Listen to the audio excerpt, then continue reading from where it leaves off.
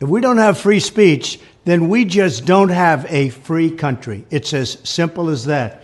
If this most fundamental right is allowed to perish, then the rest of our rights and liberties will topple, just like dominoes, one by one. They'll go down. That's why today I'm announcing my plan to shatter the left-wing censorship regime and to reclaim the right to free speech for all Americans.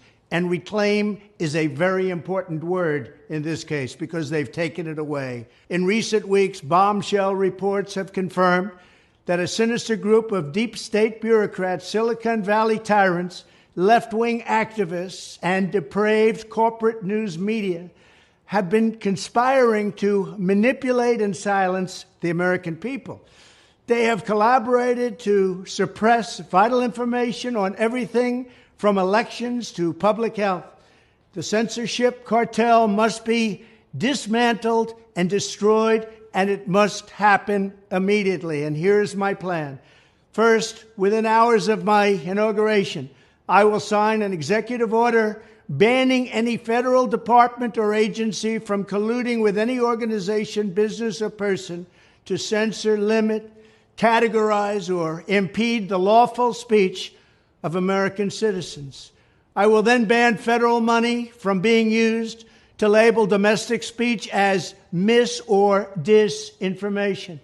And I will begin the process of identifying and firing every federal bureaucrat who has engaged in domestic censorship, directly or indirectly, whether they are the Department of Homeland Security, the Department of Health, Human Services, the FBI, the DOJ, no matter who they are. Second, I will order the Department of Justice to investigate all parties involved in the new online censorship regime, which is absolutely destructive and terrible, and to aggressively prosecute any and all crimes identified.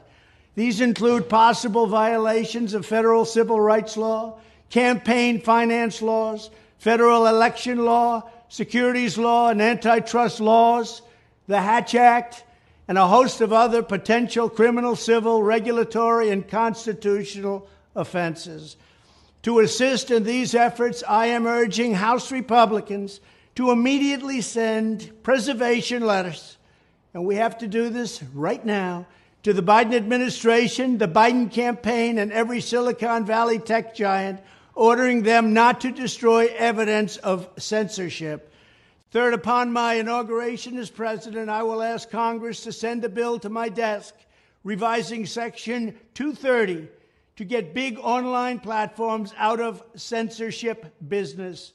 From now on, digital platforms should only qualify for immunity protection under Section 230 if they meet high standards of neutrality, transparency, fairness, and non-discrimination. We should require these platforms to increase their efforts to take down unlawful content such as child exploitation and promoting terrorism, while dramatically curtailing their power to arbitrarily restrict lawful speech. Fourth, we need to break up the entire toxic censorship industry that has arisen under the false guise of tackling so-called mis- and disinformation. The federal government should immediately stop funding all nonprofits and academic programs that support this authoritarian project. If any U.S. university is discovered to have engaged in censorship activities or election interferences in the past, such as flagging social media content for removal of blacklisting, those universities should lose federal research dollars and federal student loan support for a period of 5 years and maybe more. We should also enact new laws laying out clear criminal penalties for federal bureaucrats who partner with private entities to do an end run around the Constitution and deprive Americans of their First, Fourth, and Fifth Amendment rights. In other words, deprive them of their vote. And once you lose those elections, and once you lose your borders like we have, you no longer have a country. Furthermore, to confront the problems of major platforms being infiltrated by legions of former deep staters and intelligence officials, there should be a 7-year calling-off period before any employee of the FBI, CIA, NSA, DNI, DHS, or DOD is allowed to take a job at a company possessing vast quantities of U.S. user data. Fifth, the time has finally come for Congress to pass a digital Bill of Rights.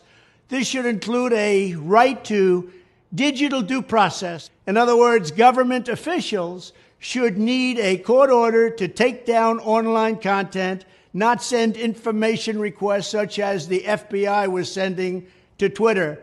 Furthermore, when users of big online platforms have their content or accounts removed, throttled, shadow banned, or otherwise restricted, no matter what name they use, they should have the right to be informed that it's happening, the right to a specific explanation of the reason why, and the right to a timely appeal. In addition, all users over the age of 18 should have the right to opt out of content moderation and curation entirely and receive an unmanipulated stream of information if they so choose. The fight for free speech is a matter of victory or death for America and for the survival of Western civilization itself. When I am president, this whole rotten system of censorship and information control will be ripped out of the system at large. There won't be anything left. By restoring free speech, we'll begin to reclaim our democracy and save our nation. Thank you, and God bless America.